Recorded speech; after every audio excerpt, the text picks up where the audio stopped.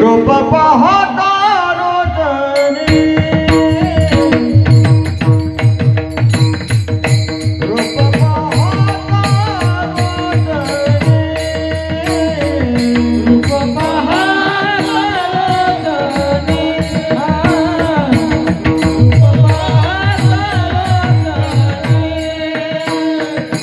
रूप पाहता रोजनी रूप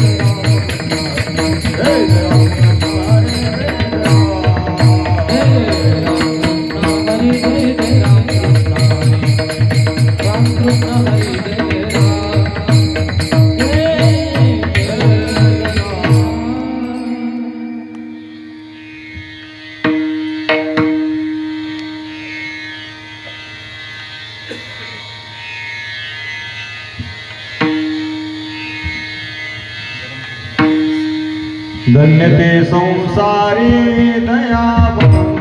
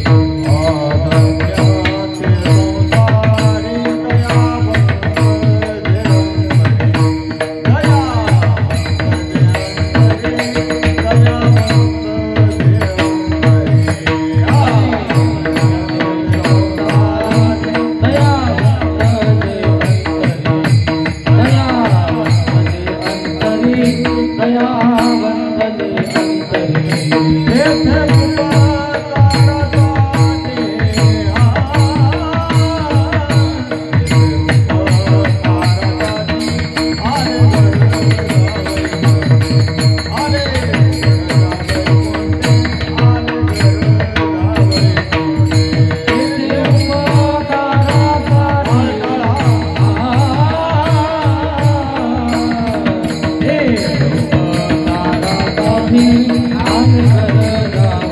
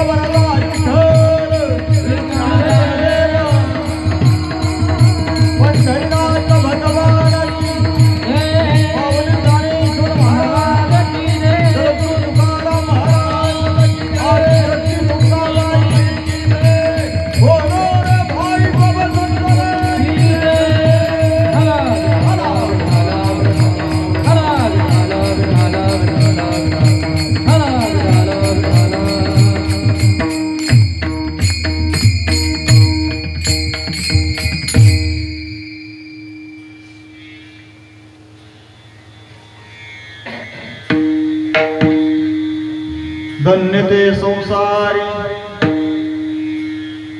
धन्य ते संसारी दयावंत जे अंतरी,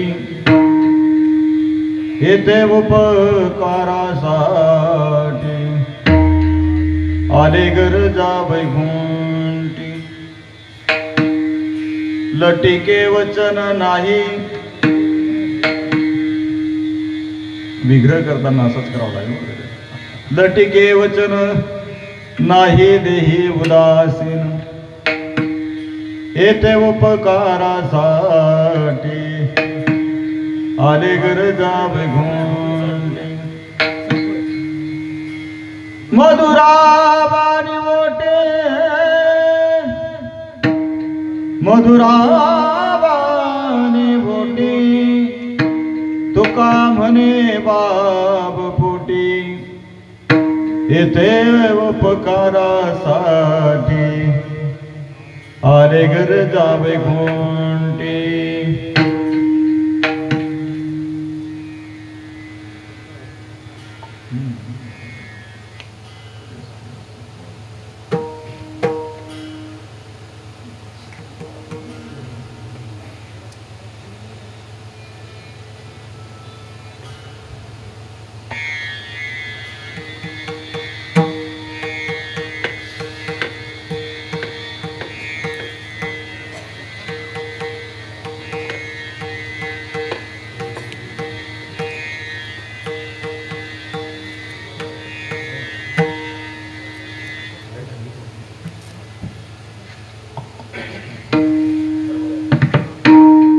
विठ्ठल विठ्ठल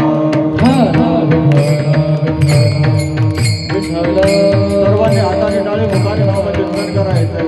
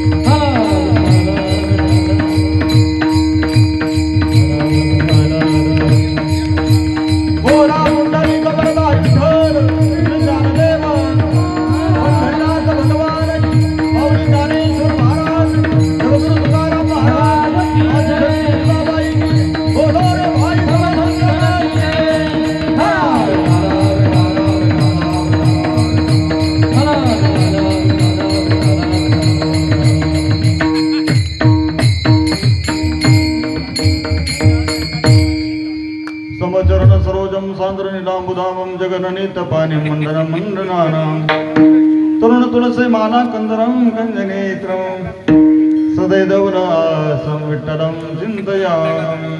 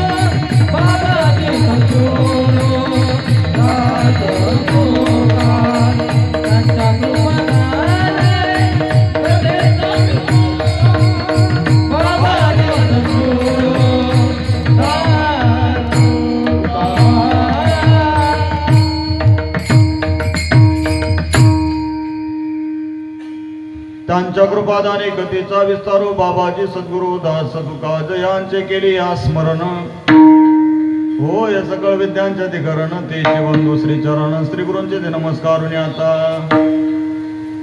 काय माझी वाणी मानेल संतासे रंजवो चित्तासे आपुलिया माझी वाणी तुझे वर्णी गुण नाम दे प्रेम काही काळा कराबद्दे जीवोदरार्थावतार कलंकांकते ज्योतिकामो दिवकं कलानिशवद पुनोदार दीक्षं समाधिस्थमूर्तिं भजे ज्ञानदेवम् ओम नमो तारेश्वर करुणाकराय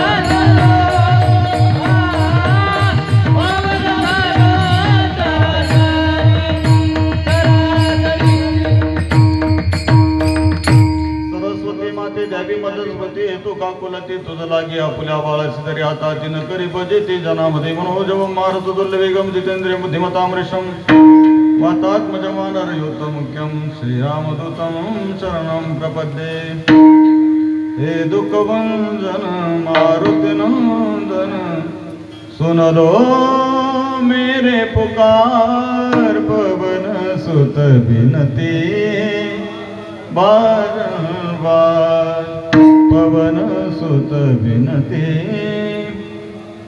बारंबार नमो सद्गुरु तुकया ज्ञान दीपा नमो सद्गुरु सच्चिदानंद रूपा नमो सद्गुरु भक्त कल्याण मूर्ती नमो सद्गुरु भास्करा पूर्ण कीर्ती सेवेदागी सेवक धारो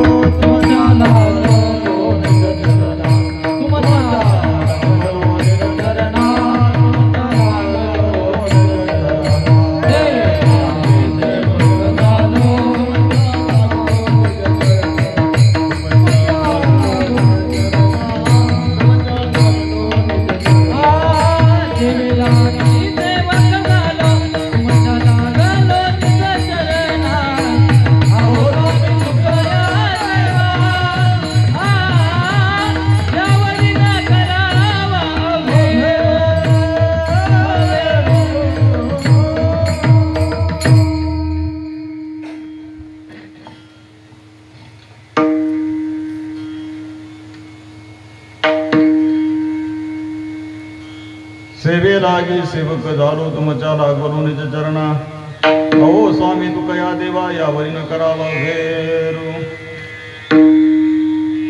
धन्य ते संसारी दयावंत जे अंतरी येथे उपकारासाठी आले गरजा पैकुंठी प्रस्तुत प्राप्त प्रसंगी कीर्तन रूपी सेवेसाठी घेतलेला अभंग जगदवंदनीय महाराष्ट्र भूषण श्री संत जगद्गुरु तुकोबार यांचा 4 चरणाचा संत पर प्रकरणातील अभंग आजच्या चिंतन सेवेसाठी घेतलेला आहे. विठाला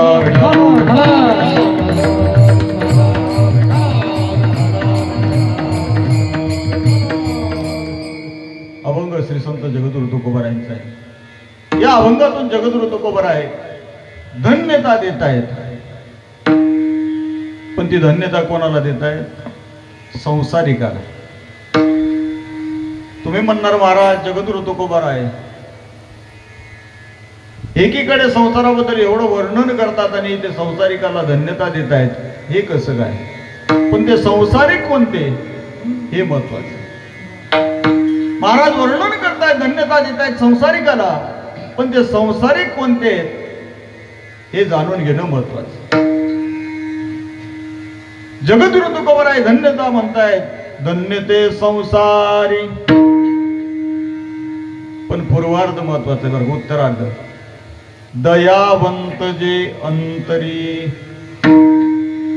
ज्यांच्या अंतःकरणामध्ये दया आहे, करुणा आहे, ते संसारिक धन्य. आणि याच्यात जर कोण बसत असेल तर ते फक्त संत. संतांच्या अंतःकरणामध्ये दया आहे, दयाचे ते सागर आहेत. दयावंत जे अंतरी. महाराज हे दयावंत येतात तरी कुठून आणि येण्याचं कारण काय आहे? महाराज म्हणतात ते येते उपकारासाठी येतात. महाराज येण्याचं ठिकाण कोणतं? जगद्गुरु तुकोबार म्हणतात ते वैकुंठाहून येते येतात. येते उपकारासाठी आले आले आले. पण कुठून आले? आले गरजा वैकुंठी. वैकुंठाहून ते इथे येतात. येण्याचं कारण सांगतात महाराज उपकारासाठी. पर उपकार आहे, पर उपकार करण्यासाठी ते इथे येतात. महाराज ते बोलतात कशी? महाराज म्हणतायत जगद्गुरु तुकोबार आहेत ते लटक बोलत नाही. लटक म्हणजे खोट. लटक म्हणजे खोट, ते कधी बोलत नाही. लटिके वचन नाही. नाही इकडे घ्यायचं. लटिके वचन नाही देही उदासीन. विग्रह करताना असंच करायचं.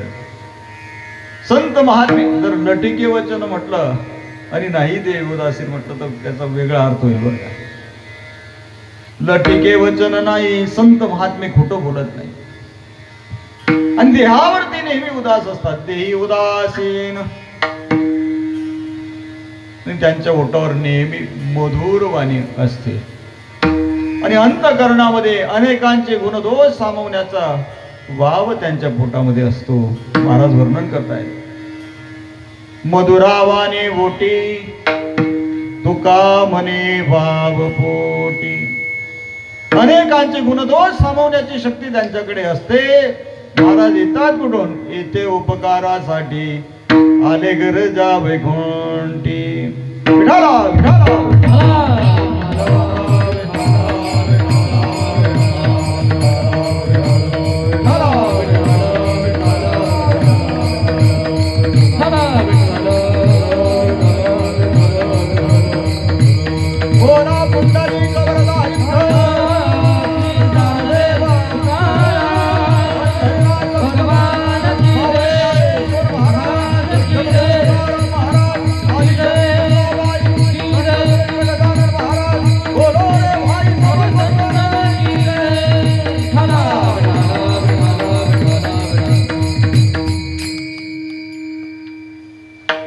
अभंगाचा धावता भावार्थ तुमच्याकडे मांडलेला अभंग विस्तारपूर्वक चिंतन मांडण्यापूर्वी आजची ही कीर्तन सेवा किम निमित्ताने जमलेले श्रोते भाविक सगळ्यांना जरी ज्ञात असलं तरी वाक्याचा अध्य करतोय म्हणून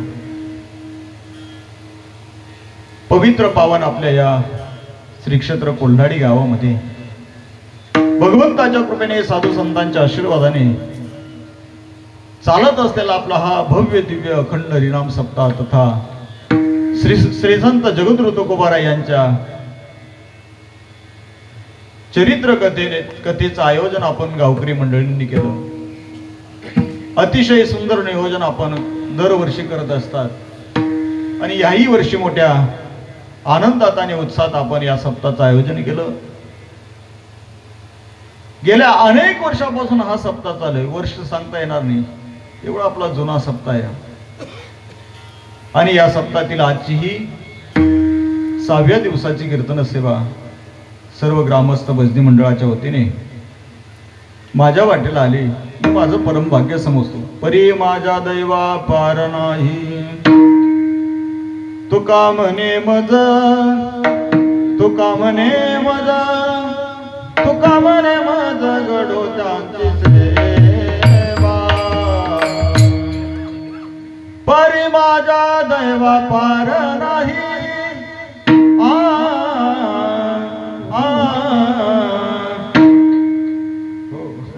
परी माझ्या दैवा पार नाही, तुका म्हणे मज घडो त्यांची सेवा. परी माझ्या दैवा पार नाही. या न्यायाने आजची ही चिंतन सेवा करण्याचं योग भाग्य मला लाभलं. मी पुनश्च एकदा सर्व गावकरी मंडळींचे आभार व्यक्त करतो. या कार्यक्रमासाठी उपस्थित असलेली गुणीजन मंडळी, ज्यांचं कालच कीर्तन झालं, असे आदरणीय हरिभक्तपरायण आमचे परमस्नेही परममित्र प्रदीपजी महाराज. महाराज सुद्धा या कार्यक्रमासाठी 8 दिवस उपस्थित आहेत.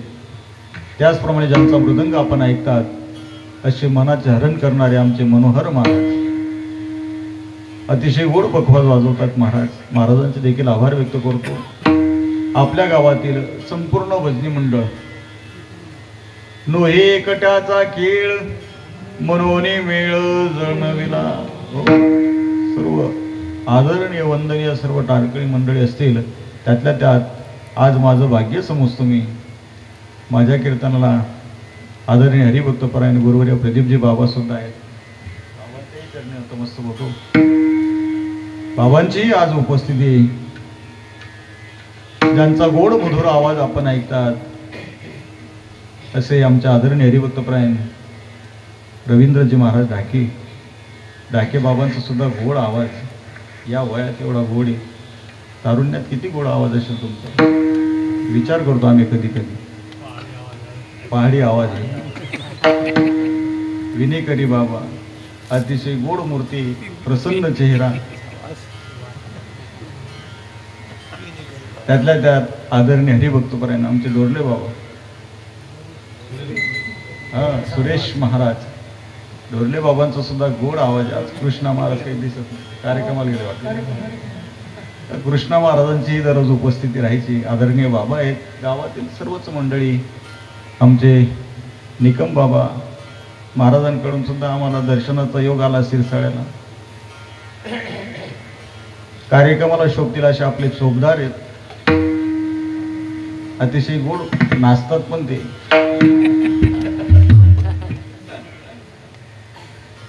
सुंदर वातावरण आहे आणि आमचा आवाज तुमच्यापर्यंत पोहोचवण्याचं काम जे करतायत, ज्यांना प्रथमतः आम्हाला वंदन करावं लागतं, असे आमचे गणेश महाराज. श्री गणेशाय नमः. गोड ऑपरेटिंग करतात आमचे गणेश हो, त्यांना देखील धन्यवाद. उपस्थित सर्व गुणीजन मंडळी, श्रोतृवर्ग, सगळ्यांच्या चरणी मी नतमस्तक होतो. मस्तक हे पायावरी,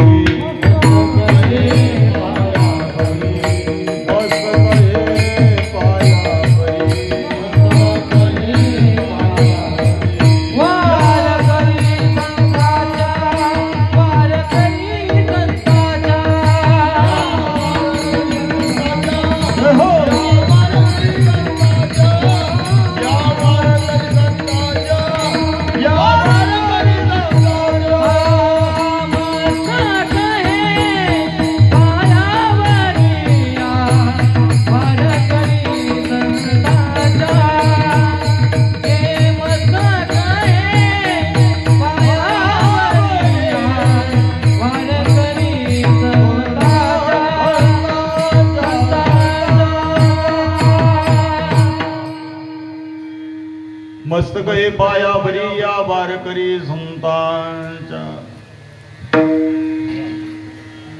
काय झालं, पाऊस आला का? हा, थोडा परी, जास्त नाही. यज्ञात भोवती पर्जन्य. असं म्हटलेलं आहे. नाम यज्ञ चालू आहे आपला, आणि नाम यज्ञामध्ये थोडाफार पाऊस आला ना आपला यज्ञ सफल समजा. नाम यज्ञामध्ये थोडासा आलाच पाहिजे ना, आणि दरवर्षी येतो तो. मागच्या वर्षी आला होता, नाही आला नाही असं म्हणावं लागेल ना. हां, नाही काही घाबरू नका, काही काळजी करू नका. कोणाचे पापड शिवाळ्या काही टाकले असतील, सध्या सीझन येते. पण मागच्या वर्षी आम्ही राणे बाबांच्या घरी होतो, तिकडे मुक्काम होता, वरती शेंगा टाकल्या होता भुईमुंगच्या. आणि आमचे दिनभाऊ ते कुठे गावाला गेलेले होते. आजी बाबा आम्ही सगळे, आजी ते धावपळ करायला लागले. म्हणजे महाराज पाऊस आला, पाऊस. त्यांची धावपळ पाहिली, म्हटलं थांबा तुम्ही काही काळजी करू नका, आम्हीच उतरून आणतो त्या शेंगा खाली. वरती धाब्यावर गच्चीवर टाकलेलं होतं, सगळं खाली उतरवल्या. म्हणजे ते आठवण चांगली आहे आम्हाला मागच्या वर्षाची. म्हणजे दरवर्षी येत होतो, थोडा हाजरी लावतोच. विठाला विठाला.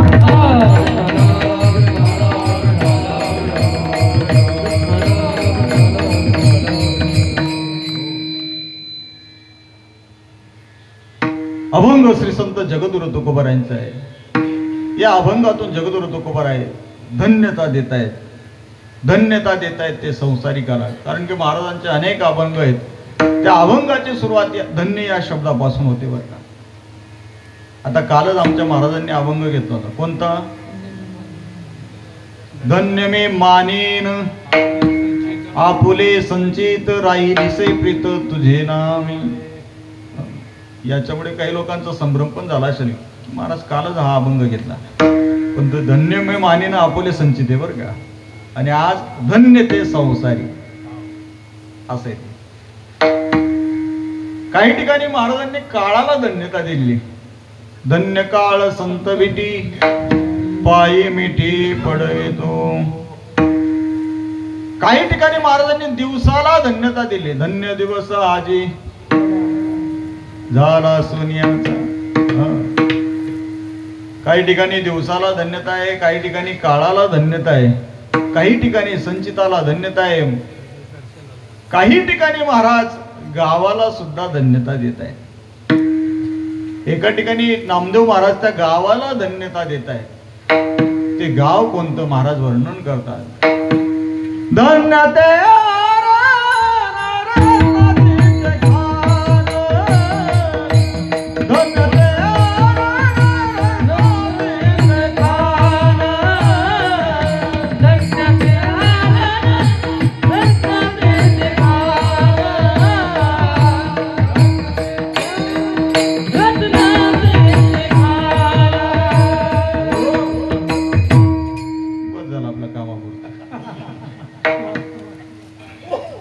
बच्चे की क्या जान लेगे.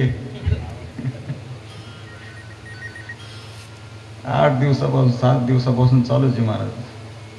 दररोज कथा कीर्तन हरिपाठ काकडा कंटिन्यू ड्युटी झाले. किती आवाज टेकते लोक. महाराज वर्णन करतायत त्या गावाला धन्यता देत आहेत श्री संत नामदेव महाराज. धन्य ते रत्नाचे ते खान जन्मला सावता तो जन्मला निदान सावता तो सावता सागर प्रेमाचे आगर सावता सागर प्रेमाचे आगर. महाराज गावाला धन्यता देत आहेत.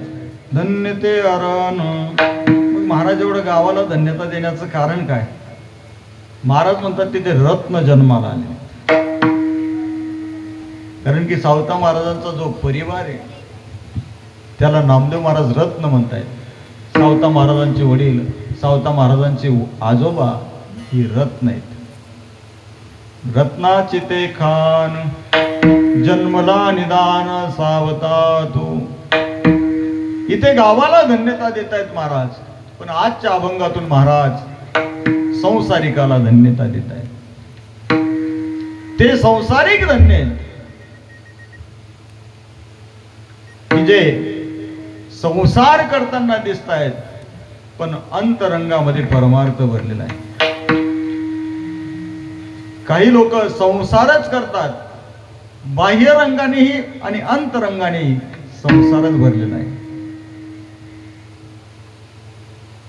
महाराज म्हणतात असे जन्माला येऊन काही कामाचे नाही. ज्ञानोबा यांच्या भाषेत सांगू, साबारी वाडी नल्या सरळा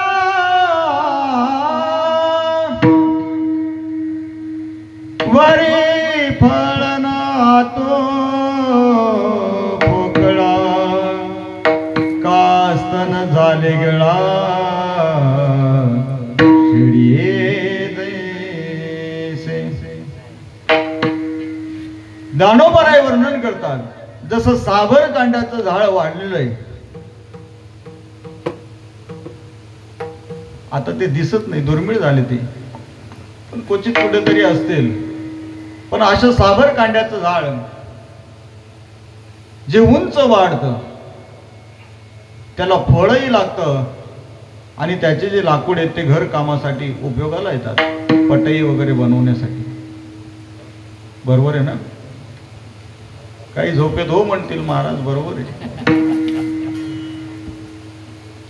ते काहीच कामाला येत नाही, त्याला फळही येत नाही, फुलंही येत नाही. चालले चांगला काय ना? हो हो, जा, आम्ही येतो.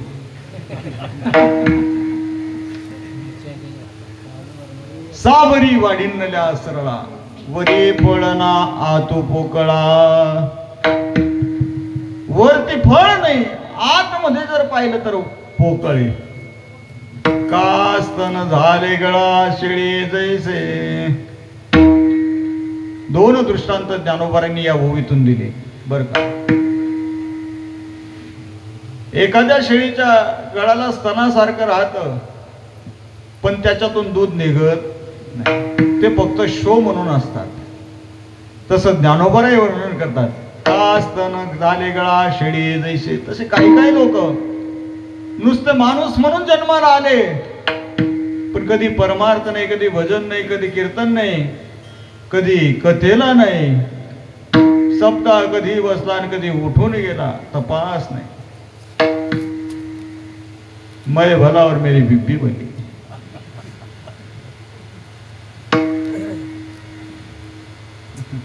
असंच चाललंय महाराज. तपास नाही. मग याच्या अंतरंगात पण संसार आहे आणि बाह्य रंगात पण संसारच आहे. काही लोक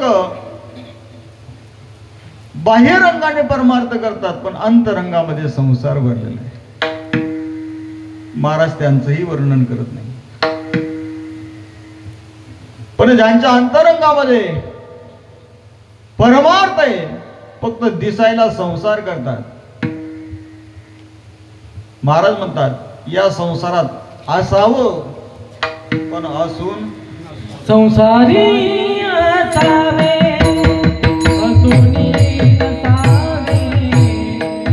संसारी असावे, असूनी नसावे.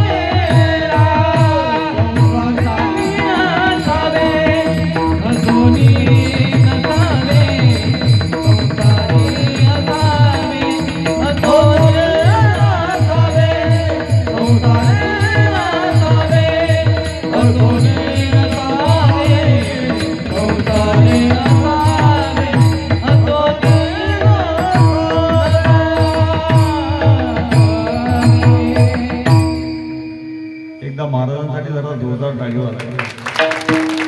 अतिशय गोड चाल म्हटले आमच्या महाराजांनी. संसारी असावे, असुनी नसावे. संसारी असावे, असुनी नसावे.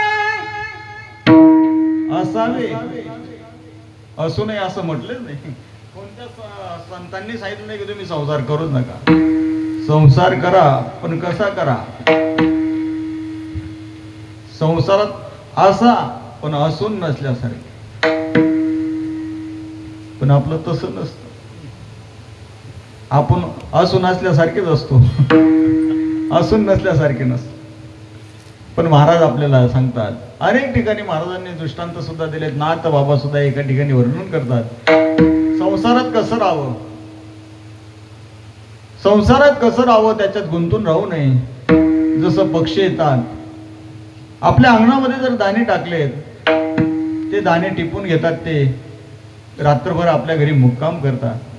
दुसऱ्या दिवशी नाश्ता चहा पाणी करून मग जातात उडून. पक्षी आले, अंगणामध्ये उतरले, दाणे टिपून घेतात आणि भर दिवशी उडून जातात.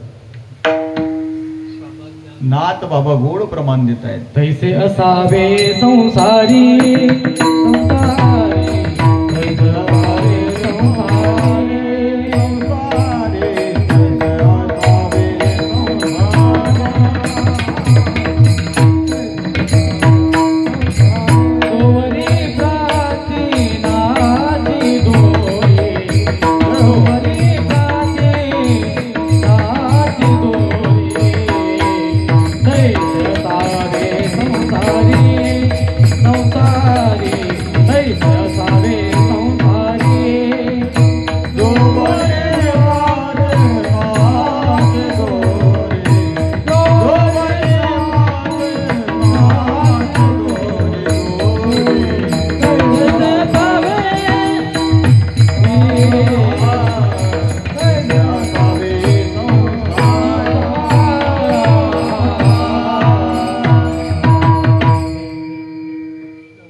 तैसे असावे संसारी, कैसे तैसे. जसे ते पक्षी येतात, दाणे टिपून उडून जातात, तैसे असावे संसारी. पण आपली संसारावरती माया महाराज. आपल्याला असं वाटतं संसारातले लोक आपल्यावर खूप प्रेम करतात, पण नाही बाबा. जोपर्यंत तो कमवतोय, घरात आणतोय, तोपर्यंत सगळे वर्णन करतात, अण्णा अण्णा अण्णा. पण ज्यावेळेस अन्नाचं अन्न बनवून जातं, त्यावेळेस अन्नाला कोणी विचारत, अन्नाला महाग होऊन जातो. पण सब पैसों के बाए दिल का साथी नाही कोई. कोणीच कुणाचं राहत नाही महाराज. नाही रे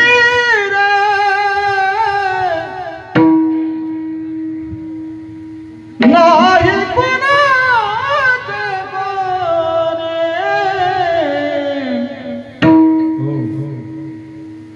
नाही रे नाही कुणाचे कोणी. बहीण कुणाची, भाव कुणाचा, कोण कुणाचे सखे सोई. मेल्या मागे सर्व राहते, तिल धागे दोरे. नाही रे नाही कुणाचे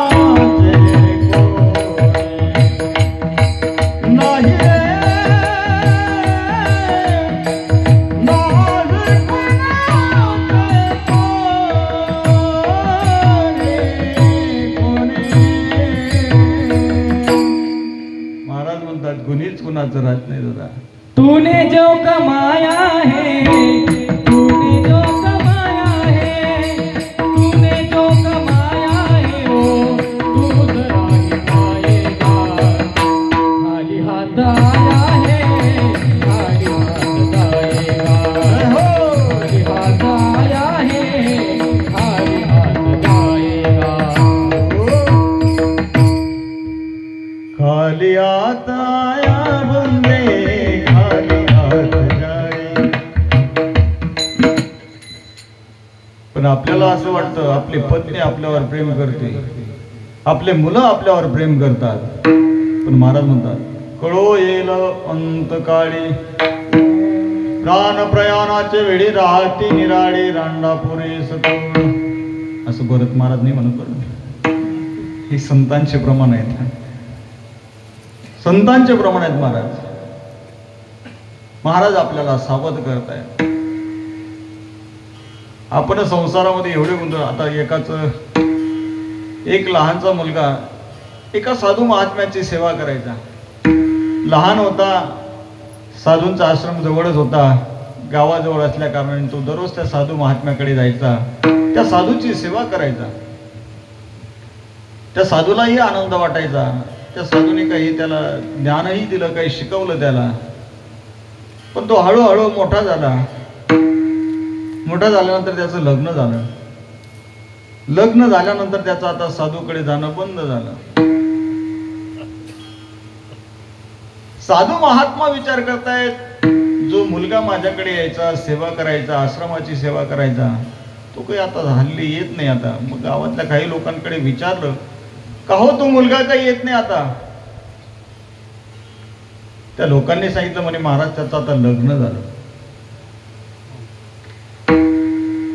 साधू महात्मे एक दिवशी त्याच्या घरी गेले. म्हणे, का रे बाबा तू काही आश्रमावर येत नाही, सेवा करत नाही? म्हणे, महाराज आता मला तुमची गरज राहिली नाही, माझ्यावर प्रेम करणारी आली. माझ्यावर प्रेम करणारी आली. म्हणे मला आता कोणाचीच गरज राहिली नाही. माझी आई माझ्यावर प्रेम करतात, वडील प्रेम करतात, भाऊ प्रेम करतात, पत्नी प्रेम करते, आता मला कोणाचीच गरज राहिली.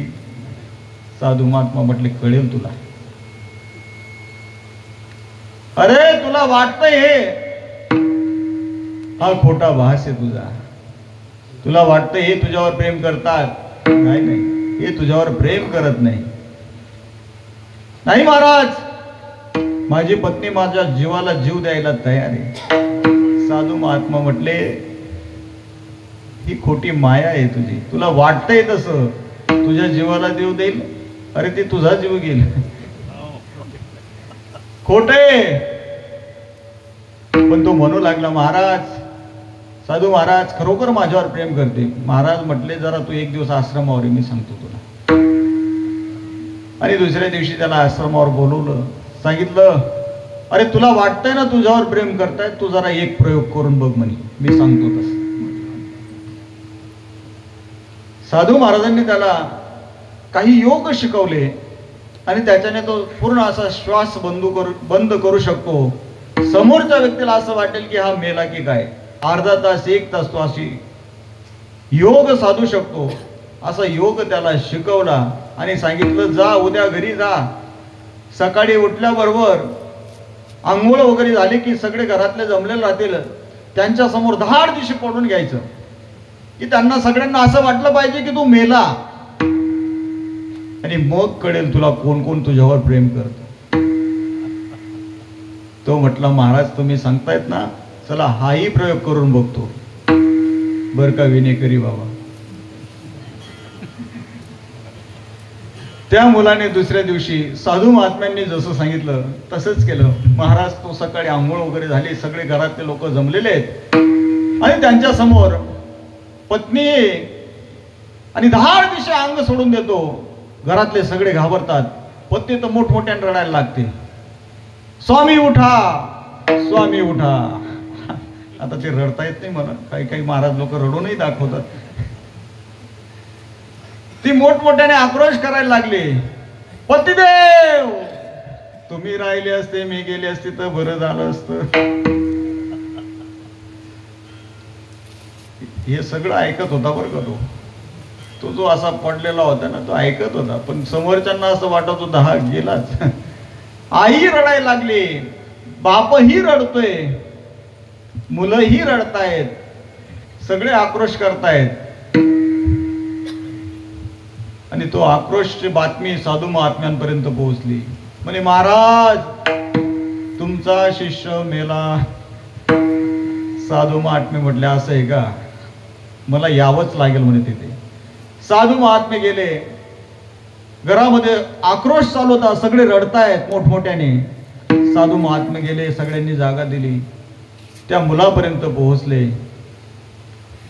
जी पत्नी रडत होती, स्वामी तुम्ही राहिले असते, मी गेले असते बरं झालं असतं. आई म्हणते, बाळा तू राहिला असता, मी गेले असते बरं झालं असतं. वडील म्हणतात, बाळा तू राहिला असता, मी गेले असते बरं, मी गेलो असतो बरं झालं असतं.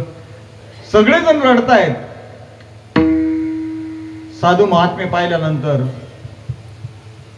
साधू महात्म्यांनाही ते गारणं ऐकू लागले की महाराज, हा मुलगा तुमची खूप सेवा करायचा हो.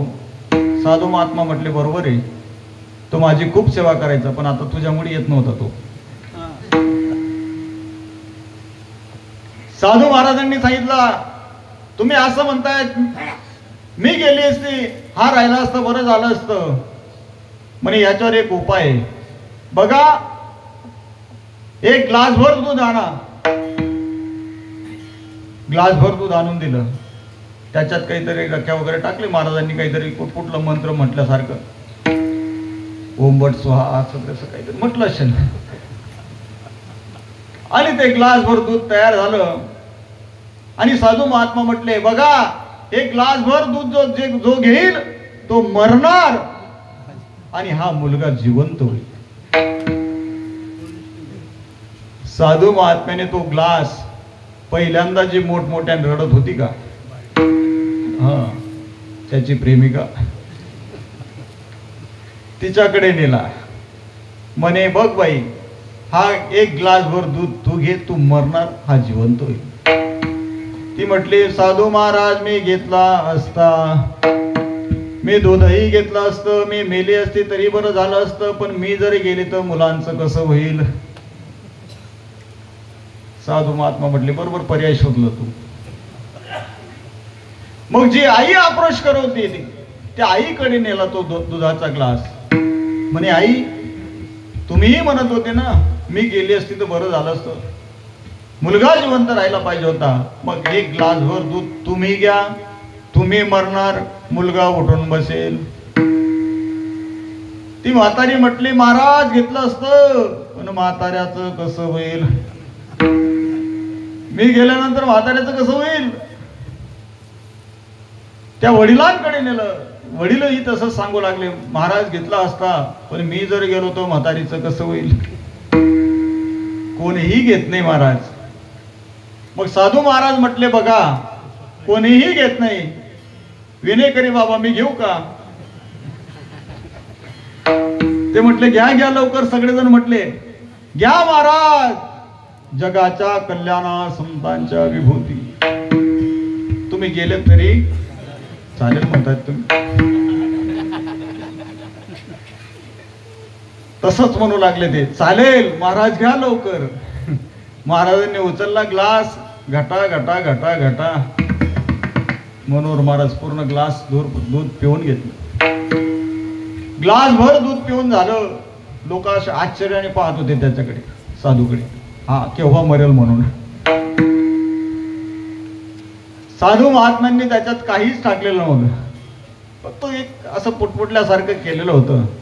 आणि त्यावेळेस त्या मुलाला हाक मारली, म्हणे, ए बाळ्या, उठ लवकर, चहा आला आता. काय झोपला म्हणे, ऐकतो ना तू, बघितलं ना तुझ्यावर किती लोक प्रेम करतायत. तो मुलगा जसा झोपेतून उठावा तसा उठून बसला आणि त्याने सगळ्यांकडे पाहिलं. आणि मग त्याच्या लक्षात आलं, माझ्यासाठी कोण जीवाला जीव द्यायला तयार. कोणीच जीवाला जीव द्यायला तयार नाही, पण आमचे साधू महात्मे, त्यांनी माझ्यासाठी दुधाचा ग्लास घेतला. आणि संत हे सावध करतात महाराज आपल्याला. म्हणून संसारापासून अलिप्त राहा. संसारी असावे, असोनी नसावे, भजन करावे कधीतरी. असं आहे का, भजन करावे वेळोवेळा. विठाला विठाला.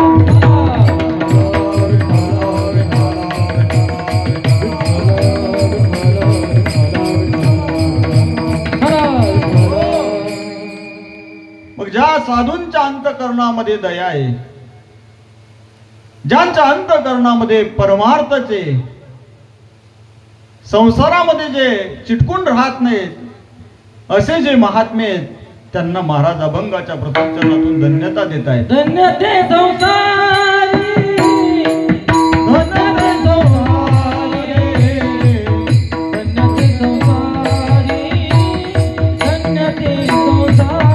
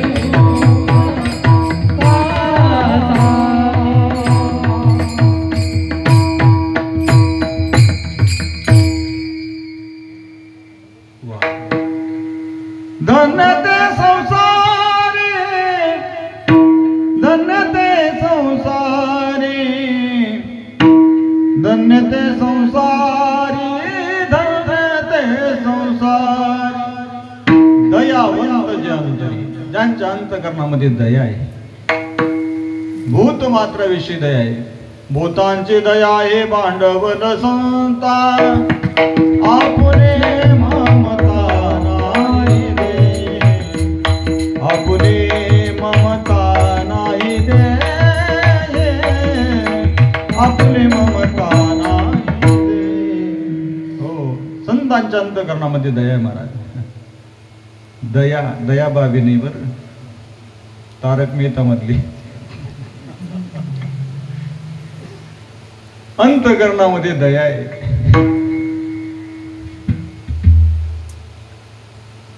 दयेचे सागर आहेत महाराज. अपकारही केला त्याच्यावर उपकार करतात. दया किती दया आहे सांगू तुम्हाला. श्री संत जगद्गुरु तुकोबारायांचं चरित्र आपण पाहतो. श्री संत जगद्गुरु तुकोबारा एकदा आंघोळीला गेले इंद्रायणीवर. इंद्रायणीवर आंघोळीला गेले आणि त्या पाण्यातून एक विंचू असा वाहत होता. महाराज आंघोळ करतायत. महाराजांना वाटलं हा विंचू वाहून जाईल, पाण्यात डुबून मरून जाईल, म्हणून महाराजांनी त्याला वाहत असताना आपल्या हातावर घेतला. कोणाला? विंचवाला. आले महाराज, आता आम्ही जाऊन येतो.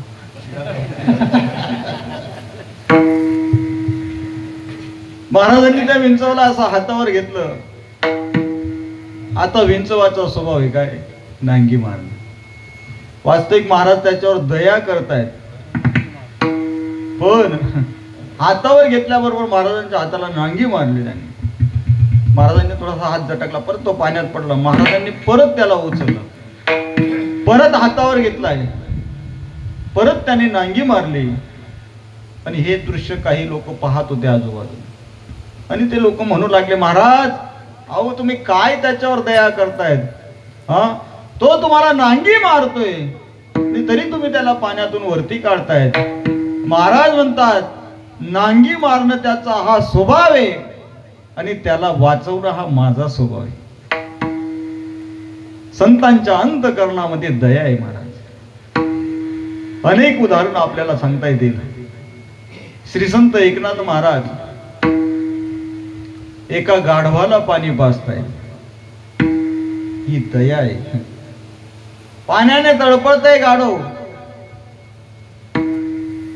वास्तविक ते पाणी कुठे घेऊन जात होते नाथ महाराज? रामेश्वरला घेऊन जात होते. पण महाराज म्हटला, महादेवापेक्षाही आता याचा जीव जातोय ना, याला पाणी पाजणं महत्वाचं. भूतदया गायी पशूंचे पाळण, तानेल्या जीवन वना माझी. भूतांची दया हे भांडवल संत. म्हणून दयेचे सागर संत महात्मे आहेत.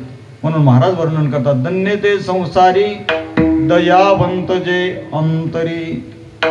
काहो महाराज एवढे दयावंत असतात, दयावान आहेत ते. मग हे इथे येतात कशासाठी आणि येतात कुठून याचं वर्णन महाराज येते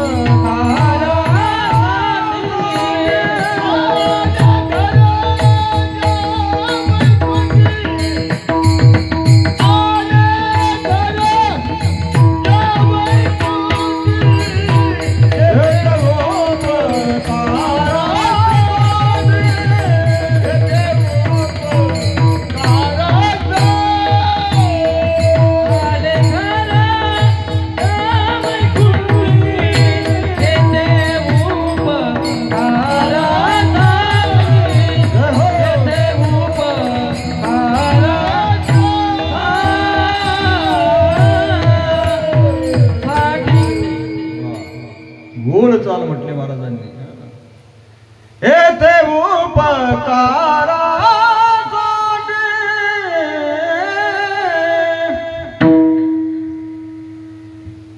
आले घर जावे कुंडे. येथे उपकारा येथे उपकारासाठी आले गरजा वैकुंठी. वैकुंठामध्ये इथे येत असतात, पण येण्याचं कारण सांगतात उपकार करण्याकरता. जसं काही गोष्टी या परोपकारा करतायत महाराज. वृक्ष फळ देतो, वृक्ष सावली देतो स्वतःसाठी, बरोबर आहे, परोपकारासाठी. नदी वाहते परोपकारासाठी. गाय दूध देते आपल्यासाठी. काही काही लोक महाराज वासराला प्यायला सुद्धा राहू देत नाही हो. सगळं दूध काढून घेतात, वासराला सुद्धा दूध. वास्तविक गाय दूध येते तेही वासरासाठी, पण त्या वासराला सुद्धा मिळत नाही. सगळं दूध काढून घेतात. आमच्याकडे म्हण आहे, बादली खंगाय खंगाय, पैसा संगाय संगाय. घरी पोटाला सुद्धा खात नाही हो, सगळं डेअरीला. डेअरीला काहीच राहत नाही, पैसे कमवण्याच्या नादात. बरोबर. गाय सुद्धा देते दूध परोपकारा करता. अशा अनेक गोष्टी आहेत. वृक्ष वेली या परोपकारा करतायत. तसं संत महात्मे जे इथे येतात ते परोपकारा करतात. जगद्गुरु तुकोबारायांचं आपण जीवन पाहतो. जगद्गुरु तुकोबारायांच्या जीवनामध्ये असे अनेक गोष्टी घडल्या की त्यांनी त्या परोपकारा करता गेल्या. स्वतःसाठी काही केलं. महाराजांनी एवढा मोठा गाथा आपल्यासाठी दिला, तो त्यांच्या स्वतःसाठी नव्हता, तो आपल्यासाठीच होता. जगाच्या कल्याणा संतांच्या विभूती, देह कष्टविती पर उपकारी. सो उपकारी नाही बरं का, पर उपकारी. म्हणून महाराज म्हणतात येथे उपकारासाठी आले. आले पण कुठून आले? कुठून आले? वैकुंठाहून आले. आम्ही वैकुंठावासी आलो या कारणाचे. आम्ही वैकुंठवासी आलो या कारणाचे. कोणी राजा ऋषी सत्भावे मिळताया, सत्भावे मिळताया.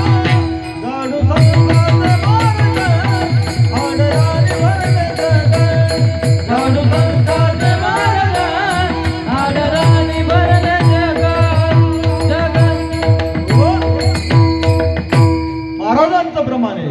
आम्ही वैकुंठवासी आलो याच कारणासी. बोलेले जे ऋषी साच भावे वर्ताया, साच भावे वर्ताया.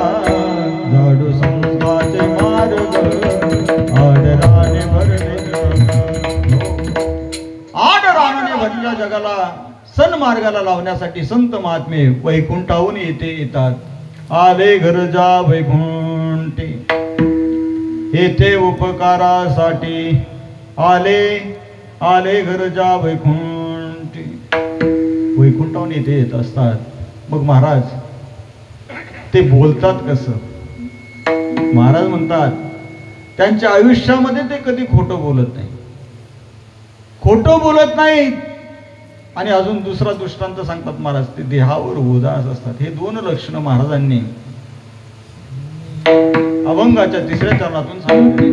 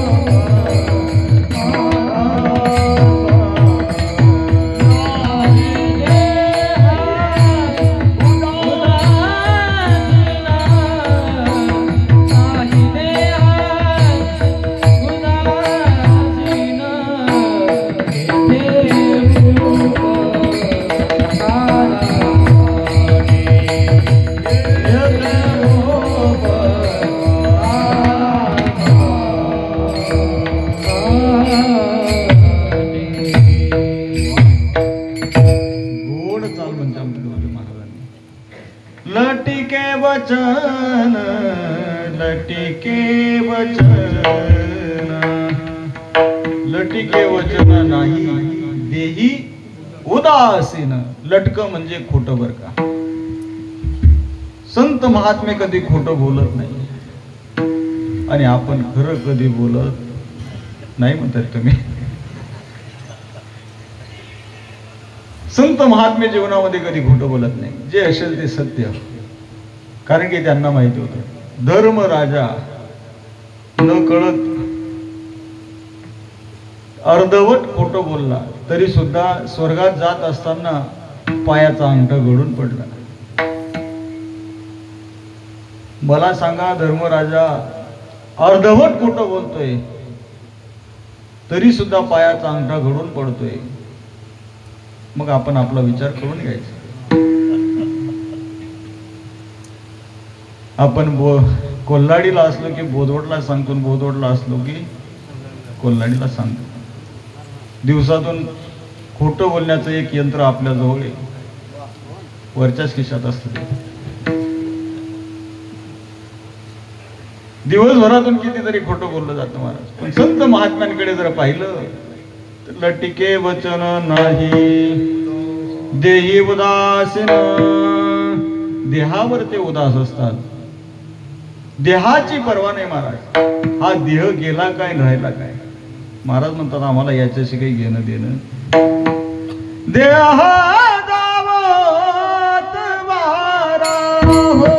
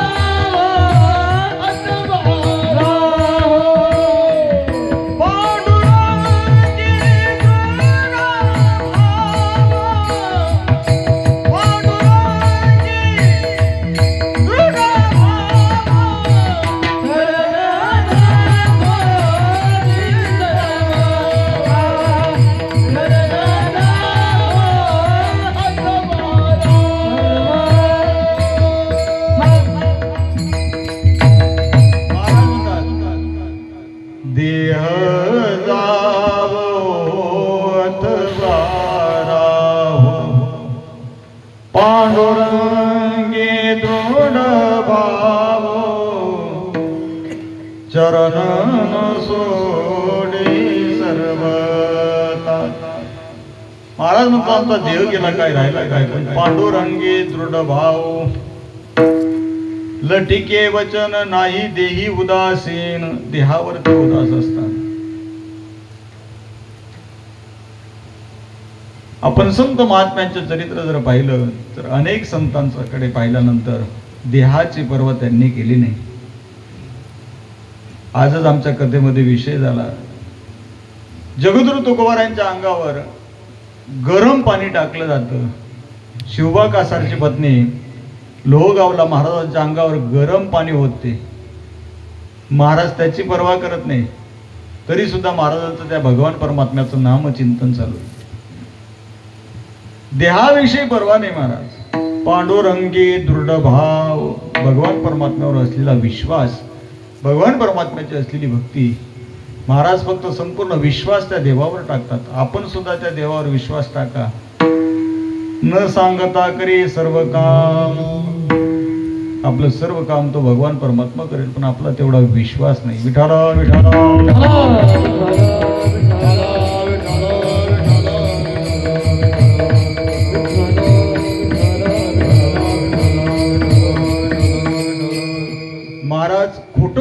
अनेक संत देहावर ते उदास असतात आणि शेवटी तुकोबाराय म्हणतात त्यांच्या ओठावर नेहमी मधुरवाणी असते. मधुरवाणी बोललं पाहिजे. मधुरावाणी ओटे मधुरावाणी ओटे मधुरावाणी ओटे मधुरावाणी ओटे मधुरावाणी ओटे